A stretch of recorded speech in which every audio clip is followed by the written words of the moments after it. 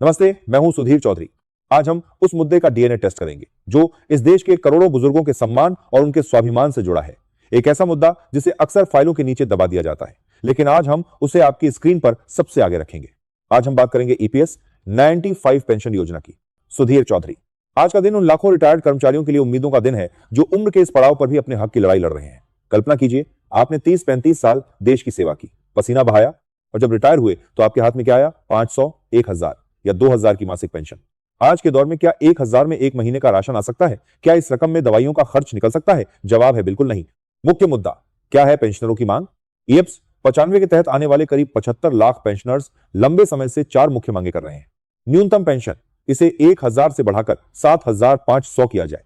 DA, महंगाई भत्ता, pension को महंगाई के सूचकांक से जोड़ा जाए।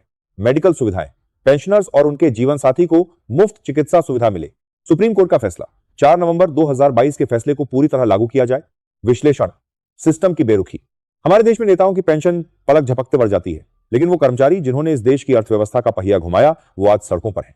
दिल्ली के जंतर मंतर से लेकर देश के अलग अलग कोनों में आंदोलन हो रहे हैं। यह सिर्फ आंकड़ों की लड़ाई नहीं है, यह उन झुर्रियों की लड़ाई है जिन्होंने इस देश को बनाया है।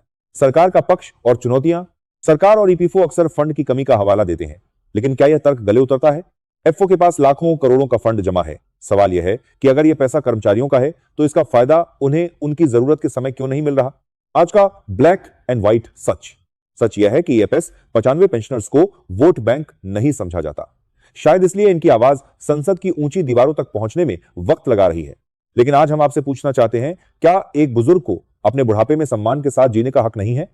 क्या सरकार को उनकी पेंशन में सम्मानजनक बढ़ोतरी नहीं करनी चाहिए? Closing remarks, Sudhir Chaudhary. हमें उम्मीद है कि सरकार इन बुजुर्गों की मन की बात सुनेगी और जल्द ही 7500 की न्यूनतम पेंशन पर मुहर लगाएगी, क्योंकि अगर आज हमने उनके हक की बात नहीं की तो कल हमारा भविष्य भी सुरक्षित नहीं होगा।